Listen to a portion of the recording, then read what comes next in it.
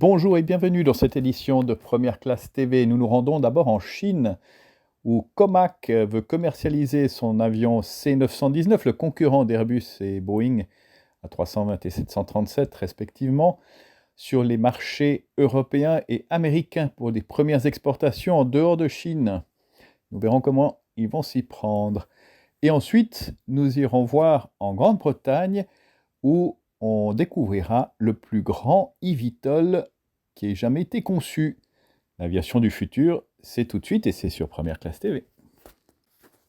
L'administration de l'aviation civile chinoise a déclaré qu'elle allait promouvoir la certification en Europe de ses avions monocouloirs cette année, dans le cadre des efforts déployés pour que le C919 obtienne une plus grande reconnaissance internationale et concurrence Boeing et Airbus. Le C919 est entré en service commercial en Chine au mois de mai de l'année passée. La CAAC a signé un accord de certification de la sécurité aérienne avec l'AESA et l'administration fédérale de l'aviation des États-Unis, ce qui permet d'exporter des produits aéronautiques fabriqués en Chine vers les États-Unis et l'Union européenne sur la base d'une reconnaissance mutuelle de leurs procédures respectives. Dans le cadre de cet accord, les régulateurs travailleront ensemble pour vérifier la navigabilité des aéronefs. China Eastern, basé à Shanghai, vient de mettre en service son 4e C919. Le Comac C919 est un avion de ligne biréacteur d'une capacité de 170 à 190 sièges. Il est le plus gros avion commercial jamais conçu et construit par la Chine. Il a pour ambition de concurrencer les Airbus A320 et Boeing 737. Son nom est constitué de la lettre initiale C de Comac, du chiffre 9 qui symbolise en Chine la longévité et du nombre 19 qui codifie la capacité de 190 places de l'appareil. La conception et l'assemblage de l'avion se font à Shanghai. Seules des compagnies aériennes chinoises ont passé commande jusqu'à présent. L'appareil enregistre d'ailleurs un total de 765 commandes.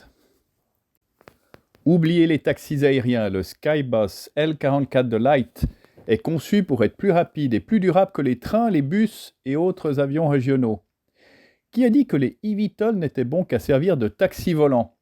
Light Aviation a des projets bien plus ambitieux pour la prochaine génération d'avions électriques.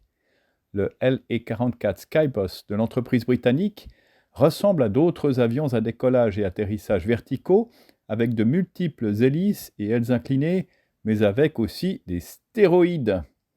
Le Skybus pourra transporter 40 passagers avec une capacité de charge de près de 5 tonnes.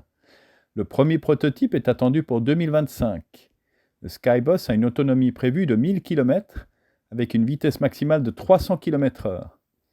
Le Skybus devrait être 5 fois plus efficace que les hélicoptères existants avec des émissions de carbone 10 fois inférieures.